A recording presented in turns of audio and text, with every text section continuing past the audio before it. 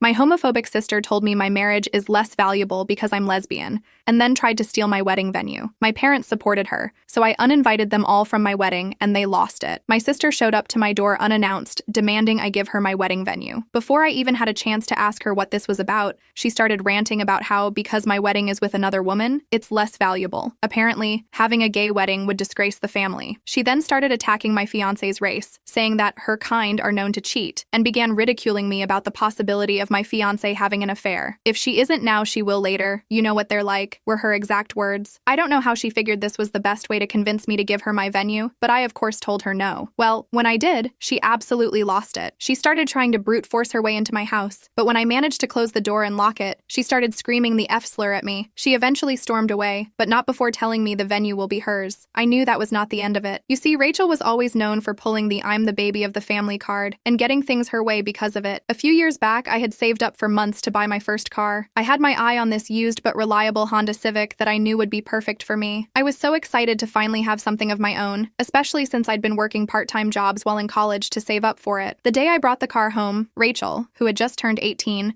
was immediately all over it. She didn't ask if she could sit in it or take it for a spin. She just assumed it was something we would share. She said my car was too cute and asked if she could take it to the mall that night. I laughed, thinking she was kidding, but Rachel didn't laugh. She pouted and folded her arms across her chest like a child. She said it wasn't fair that I was the only one who got to drive it since she didn't have a car yet. I explained that I'd worked hard to afford it and that I needed it for work and school, but she wasn't having any of it. She stormed off to our parents. That night, my parents sat me down for a talk. My mom told me that she knew that the car was mine and explained that it would help them out if we shared that car since Rachel didn't have hers yet. When they said I wasn't budging, they offered to pay the insurance if I let Rachel drive it. I still didn't want to accept it, but I felt like I didn't have much of a choice. My dad chimed in and said that I'd get more opportunities to work and save up, and Rachel was just starting out. I had to let Rachel use my car whenever she wanted. She ended up treating it like her own and barely even said thanks, and my parents made me out to be the selfish one for not wanting to share with my little sister. A few days after Rachel showed up at my house, I got a call from my mom asking me to come over for dinner. She didn't say much, but I could tell from her voice that this was going to be one of those dinners. I went over that night, and sure enough, after a painfully awkward meal, my mom cleared her throat and said Rachel told them about the venue. I asked what she told them, and they said that Rachel and Matt had been struggling to find a venue, and it was really important to them since this was a big step in their relationship. I nodded. She went on to say that our vineyard would be the perfect location for them since it was their first wedding,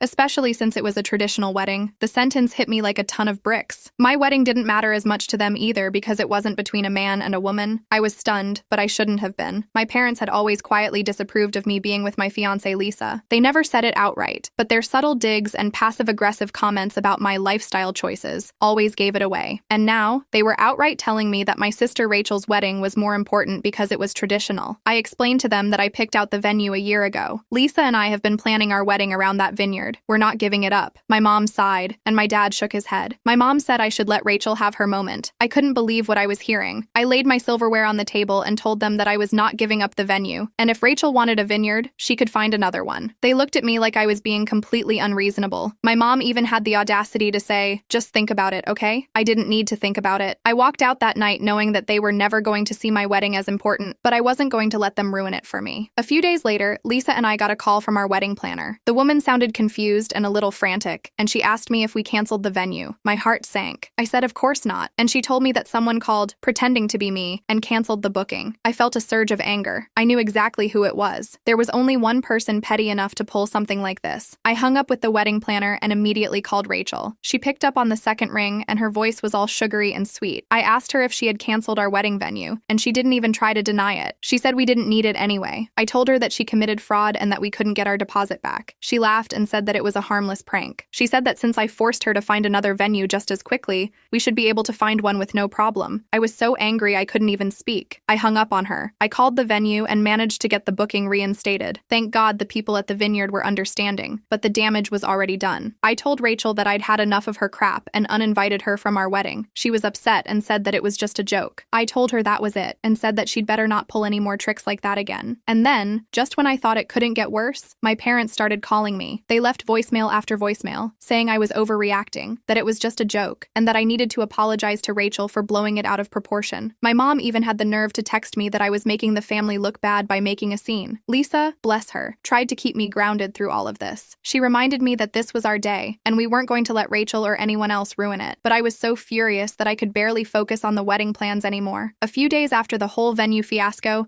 I thought things had finally settled down. I had uninvited Rachel, and after the calls from my parents, things went quiet for a bit. One evening, as I was winding down after work, my phone buzzed. It was my cousin Leah. We weren't super close, but she was one of the few family members I actually liked, so I picked up. There was a pause, and I immediately knew something was off. She said that she didn't want to get involved in all the family stuff, but thought I should know what was being said. She said that Rachel's been talking to everyone. She's telling the whole family that I'm being selfish and dramatic, and that I uninvited her from the wedding because I can't handle the fact that her wedding is more important. She's saying I'm jealous that her marriage is the one our family cares about since me and Lisa are not traditional marriage partners. She's basically making it sound like I'm the one who's trying to cause all this drama, Leah continued. She's been going around saying that I don't want her at the wedding because I'm jealous of her relationship with her fiancé Matt, and that's why I uninvited her. Rachel didn't even mention to them that she was trying to sabotage my venue or that she wanted the venue in the first place. I made sure to tell Leah that, and she said that she believed me, but I knew how our family was. Since Rachel was the youngest, they were eating it up. Leah said she had even heard some people say they didn't know if they should come to my wedding anymore